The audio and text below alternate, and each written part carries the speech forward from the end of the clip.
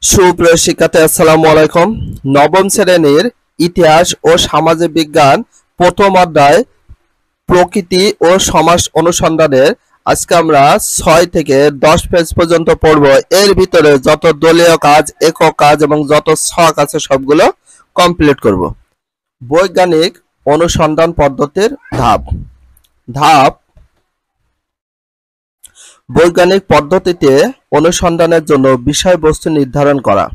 আর ধাপটি সংক্ষিপ্ত বর্ণনা দেয়া আছে। বৈজ্ঞানিক পদ্ধতিতে অনুসন্ধানের জন্য বিষয়বস্তু নির্ধারণ করব। উদাহরণ, আমার এলাকার সামাজিক উপাদানের পরিবর্তন। যেমন আমার এলাকার একটা হচ্ছে সময়ের পরিবর্তন হয়, সামাজিক উপাদান যেমনটি রাস্তাঘাট। বৈজ্ঞানিক পদ্ধতিতে অনুসন্ধানের জন্য প্রশ্ন তৈরি করা। বিষয়বস্তু সম্পর্কে তথ্য সংগ্রহের জন্য একাধিক প্রশ্ন তৈরি করব। 1 নাম্বার, আমাদের এলাকার আগের রাস্তাঘাট কেমন ছিল? 2 নাম্বার, আমাদের এলাকার বর্তমান রাস্তাঘাট এখন কেমন? বৈজ্ঞানিক পদ্ধতিতে অনুসন্ধানের জন্য প্রয়োজনীয় তথ্য কোথা থেকে সংগ্রহ করতে পারি তা নির্বাচন করতে হবে। এলাকার রাস্তাঘাটের আগের ও বর্তমান অবস্থা জানার জন্য এলাকার বয়স্ক লোক নির্ধারণ করব। আমরা কতজনের কাছ থেকে তথ্য নেব তাও নির্ধারণ করব। এছাড়া বই, জার্নাল, ম্যাগাজিন, মিউজিয়াম ইত্যাদি উৎস থেকে তথ্য সংগ্রহ করতে পারব। তথ্য সংগ্রহের পদ্ধতি নির্ধারণ। তথ্য সংগ্রহের জন্য আমরা দলীয় আলোচনা, সাক্ষাৎকার, পর্যবেক্ষণ ইত্যাদি পদ্ধতি গ্রহণ করতে পারি। এলাকার রাস্তাঘাটের পরিবর্তন সম্পর্কে তথ্য নেওয়ার জন্য প্রশ্নমালা তৈরি করে সাক্ষাৎকার নেওয়ার পদ্ধতি নির্ধারণ করব। সময় ও বাজেট নির্ধারণ। অনুসন্ধানী কাজ পরিচালনার জন্য আমাদের কোনো অর্থের প্রয়োজন আছে কিনা এবং কতটুকু সময় লাগতে পারে তা নির্ধারণ। অনুসন্ধানী কাজ পরিচালনার জন্য কোন অর্থের প্রয়োজন হবে কিনা তা নির্ধারণ করব। যদি অর্থের প্রয়োজন হয়, ন্যূনতম কত টাকার মধ্যে আমরা অনুসন্ধানী কাজটি করব তার একটি হিসাব তৈরি করব। অনুসন্ধানী কাজটি কত সময়ের মধ্যে সম্পন্ন করব তারও পরিকল্পনা করব। এই ধাপে নির্বাচিত তথ্যের উৎস ও তথ্য সংগ্রহ পদ্ধতি অবলম্বন করে তথ্য সংগ্রহ করবে। এটা হচ্ছে তথ্য সংগ্রহ করা। তথ্য সংগ্রহের সময় আমরা টেপ রেকর্ড ব্যবহার বা খাতায় নোট করে রাখতে পারি, তবে অবশ্যই তথ্যদাতার কাছ থেকে অনুমতি নিয়ে এই কাজটি করতে হবে। এলাকার রাস্তাঘাটের পরিবর্তন সম্পর্কে তথ্য নেওয়ার জন্য বয়স্ক ব্যক্তির সাক্ষাৎকার নিয়ে বিশ্লেষণ করা। সংগৃহীত তথ্য পড়তে হয়। প্রয়োজনীয় তথ্যের মধ্যে যেগুলোর প্রয়োজনীয় তথ্য তা নির্বাচন করতে হয় এবং সাজাতে হয় অথবা হিসাব নিকাশ করে গ্রাফ বা চার্ট আকারে প্রকাশ করতে হয়।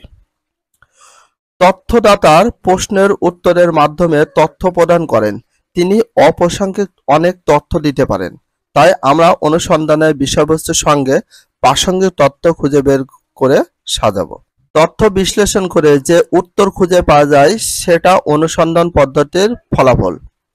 এই ফলাফলের ভিত্তিতে আমরা সিদ্ধান্ত নিয়ে থাকি। আমরা আমাদের তথ্য সংগৃহীত তথ্য বিশ্লেষণ করে এলাকার রাস্তাঘাট আগের ও বর্তমান অবস্থা সম্পর্কে যে উত্তর পাব সেটি হচ্ছে আমাদের অনুসন্ধানী পদ্ধতির ফলাফল। এই ফলাফলের ভিত্তিতে আমরা সিদ্ধান্ত নেব আমাদের এলাকার রাস্তাঘাটে কি রকম পরিবর্তন হয়েছে। ফলাফল অন্যদের সঙ্গে উপস্থাপনে শেয়ার করা। আমরা আমাদের ফলাফল গ্রাফ পেপার, পোস্টার, নাটিকা, ছবি, চার্ট ইত্যাদি উপায়ে উপস্থাপন করতে পারি। এছাড়া ম্যাগাজিনে বা ক্লাসে প্রতিবেদন আকারে জমা দিতে পারি। আমরা আমাদের সংগৃহীত তথ্য থেকে এলাকার রাস্তাঘাট আগে কেমন ছিল এবং বর্তমানে কেমন সেটা তুলে ধরতে একটি ছোট্ট প্রতিবেদন লিখতে পারি। এছাড়া ছবি এঁকে বা পোস্টার লিখে বা ছোট গল্প আকারে মৌখিক উপস্থাপন করতে পারি। যে ব্যক্তি কাছ থেকে তথ্য সংগ্রহ করব তাকে তথ্যদাতা বা উত্তরদাতা বলা হয়। যে ব্যক্তি কাছ থেকে তথ্য সংগ্রহ করব তাকে তথ্যদাতা বা উত্তরদাতা বলা হয়। তাহলে তথ্যদাতা উত্তরদাতা কাকে বলে এটা আমরা রেখে দিতে পারি। তথ্য সংগ্রহের সময় তথ্যদাতা বা উত্তরদাতার কাছ থেকে সম্মতি নিতে হয়। যদি তথ্যদাতার বক্তব্য আমরা রেকর্ড করি তাও তাকে সাক্ষাৎকার গ্রহণের পূর্বে বলতে হবে।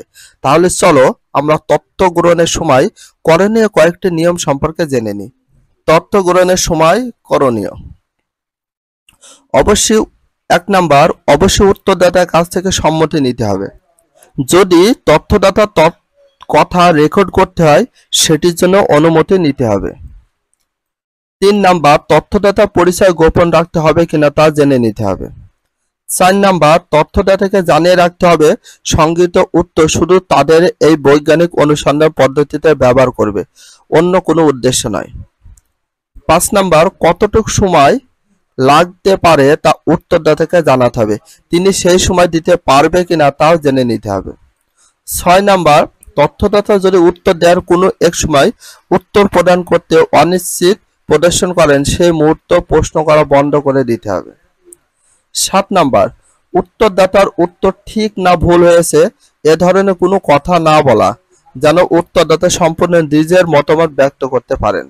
তথ্য সংগ্রহের জন্য প্রশ্নমালা তৈরি করা যেতে পারে, যেখানে নিজ এলাকার সামাজিক উপাদান আগে কেমন ছিল এবং সামাজিক উপাদান এখন কেমন সেই বিষয়ে প্রশ্ন থাকবে। নিচে কয়েকটি প্রশ্ন সংবলিত একটি প্রশ্নমালা দেওয়া হলো। এলাকার সামাজিক উপাদানের পরিবর্তন। ১ নাম্বার, আমাদের এলাকার রাস্তাঘাট ৩০ বছর আগে কেমন ছিল। এখানে ২ নাম্বার বলা হয়েছে আমাদের এলাকার রাস্তাঘাট এখন কেমন। ৩ নাম্বার, এলাকার বাড়িঘর ৩০ বছর আগে কেমন ছিল। ৪ নাম্বার, এলাকার বাড়িঘর এখন কেমন। তো এইভাবে টোটাল ৬টা মতো প্রশ্ন করতে হবে। আমাদের তৈরি করা প্রশ্নের অনুসন্ধানের জন্য উপযোগী কিনা তা বোঝার জন্য আমরা নিচের ছকটি ব্যবহার করতে পারি। আমরা টিক চিহ্ন অথবা ক্রস চিহ্ন দিই। প্রশ্নটির উত্তর আমরা এখন জানি না, তাহলে প্রশ্নের উত্তর জানার আগ্রহ আমাদের আছে। প্রশ্ন উত্তর পেতে কি করতে হবে, কার কাছে বা কোথায় যেতে হবে তা বুঝতে পারছি। প্রশ্নটির উত্তর পেতে যা করা দরকার তা আমরা করতে পারবো। নির্দিষ্ট সময়ের মধ্যে প্রশ্নটির উত্তর খুঁজে পাওয়া সম্ভব। তো এখানে ১ নাম্বার এবং ২ নাম্বার এখানে যে ছকটি আছে এই ছকটি টিক চিহ্ন দিয়ে তোমাদেরকে প্রকাশ করতে হবে। তো এখানে ১ নম্বরে যে প্রশ্ন আছে প্রশ্ন করতে হবে, প্রশ্ন উত্তর আমার জানি না, ইয়েস না নো, তো সেইগুলো এখন ঠিক করতে হবে। তো ছকটা একটু ভালো করে দেখে নাও, তোমাদের ইচ্ছা মতো করে এখানে এটা নির্দিষ্ট সুন্দরভাবে লিখতে পারবা। তো উপরের ছকে যদি সবগুলো কলামের টিক চিহ্ন হয় তাহলে আমরা বুঝবো আমাদের তৈরি করা প্রশ্নগুলো অনুসন্ধানের জন্য উপযুক্ত। এখানে সবগুলো যদি আমরা এখানে এইভাবে টিক চিহ্ন দিয়ে দিই তার মানে আমরা বুঝতে পারবো যে আমাদের সব প্রশ্নগুলো অনুসন্ধান উপযুক্ত হয়েছে। তো আমরা মনে করো এখানে সবগুলো টিক চিহ্ন এইভাবে দিয়ে দিলাম, যে প্রশ্ন উত্তর পেতে যা যা করা দরকার তা আমরা করতে পারবো। হ্যাঁ, এখানে সবগুলো সেগুলো টিক। তথ্যর উৎস বা তথ্যদাতা বা উত্তরদাতা নির্ণয়। তো তথ্যদাতা নির্ণয়ের সময় লক্ষ্য রাখবো কি কি সময়গুলো, মানে সেই সময় কিভাবে লক্ষ্য রাখবো, তার কাছ থেকে যদি কোনো ইনফরমেশন নেওয়ার প্রয়োজন হয় তাহলে আমাদের আসলে কি করা প্রয়োজন সেই বিষয়টা বলা হয়েছে। তথ্যদাতা প্রশ্ন উত্তর দিতে সক্ষম কিনা সেটা ফার্স্ট আমি জেনে নিতে হবে, তিনি সেই বিষয় সম্পর্কে যথাযথভাবে জানে কিনা। নাম্বার 2 এ আছে আমাদের দেশের প্রেক্ষাপট নিজ বয়স বা আয় সম্পর্কে তথ্যদাতা উত্তর দিতে স্বাচ্ছন্দ্য বোধ করে না, সেক্ষেত্রে আমরা সরাসরি তথ্যদাতার বয়স বা আয় জিজ্ঞেস না করে একটু কৌশলী হতে পারি। যেমন অতীতে কোনো ঘটনা সম্পর্কে জানার জন্য ওই সময় তথ্যদাতা কোথায় পড়াশোনা করতেন কিনা, অথবা তখন তার বন্ধু বা খেলার সাথীরা কি করতেন তা জানতে পারি। এভাবে জিজ্ঞেস করে তথ্যদাতা বয়স সম্পর্কে ধারণা নিতে পারি। এই ধারণা থেকে আমরা হয়তো বুঝতে পারবো ঐতিহাসিক বিষয়ে তথ্য দেওয়ার মতো উপযুক্ত বয়স তখন তথ্যদাতা ছিল কিনা। তথ্য সংগ্রহের যে পদ্ধতি রয়েছে সে পদ্ধতিগুলো সুন্দরভাবে ছকে দিয়ে আছে, একটু দেখি। তথ্য সংগ্রহের জন্য বিভিন্ন পদ্ধতি গ্রহণ করা যায়, যেমন সাক্ষাৎকার, দলীয় আলোচনা, পর্যবেক্ষণ ইত্যাদি। আমরা এই 3টি পদ্ধতি সম্পর্কে জানব। সাক্ষাৎকার, দলীয় আলোচনা আর এখানে পর্যবেক্ষণ। তো সাক্ষাৎকার পদ্ধতি প্রশ্নমালার মাধ্যমে আমরা একজন তথ্যদাতার কাছ থেকে তথ্য সংগ্রহ করতে পারি। এই পদ্ধতিতে যে দলীয় আলোচনার মাধ্যমে এই পদ্ধতিতে 5 থেকে 8 জন তথ্যদাতাকে নিয়ে একটি দল গঠন করে আমরা প্রশ্নমালার সাহায্যে উত্তর নিতে পারি। অথবা পর্যবেক্ষণ, এই পদ্ধতিতে একটি পর্যবেক্ষণ লিস্ট তৈরি করে যে কোনো বিষয় পর্যবেক্ষণ করা হয়। চলো এখন তাহলে আমরা নবম শ্রেণীর এক বন্ধু রাজু কিভাবে বৈজ্ঞানিক পদ্ধতির মাধ্যমে তার এলাকার সামাজিক উপাদানের পরিবর্তন অনুসন্ধান করলো তা জেনে নিই। রাজুর বৈজ্ঞানিক অনুসন্ধান পদ্ধতি। রাজু নিজ এলাকার সামাজিক উপাদানের পরিবর্তনকে তার বৈজ্ঞানিক অনুসন্ধানের বিষয়বস্তু হিসাবে নির্ধারণ করলো। এরপর সে সামাজিক উপাদান হিসেবে তার এলাকার রাস্তাঘাট, বাড়িঘর, যানবাহনের পরিবর্তন সম্পর্কে তথ্য সংগ্রহ করার পরিকল্পনা করলো। সে ঠিক করলো এলাকার 20 বছর আগের সামাজিক উপাদানগুলো কেমন ছিল এবং বর্তমানে কেমন তা জানবে। এই দুই অবস্থা সম্পর্কে জেনে সে পরিবর্তনগুলো নির্ণয় করবে। তাই সে এলাকার রাস্তাঘাট, বাড়িঘর, যানবাহনের পরিবর্তন সম্পর্কিত প্রশ্ন সংবলিত একটি প্রশ্নমালা তৈরি করলো।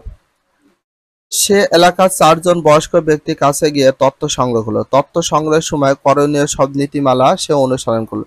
4 জন ব্যক্তির কাছ থেকে তথ্য নিয়ে সে প্রাপ্ত তথ্য বিশ্লেষণ করলো। তথ্য বিশ্লেষণ থেকে প্রাপ্ত ফলাফল প্রতিবেদন আকারে উপস্থাপন করলো। রাজুর লেখা প্রতিবেদন দেখতে ইচ্ছা করছে, চলো তাহলে প্রতিবেদনটা দেখে নিই। এই প্রতিবেদনের মতো করে একটি প্রতিবেদন আমরা লিখব।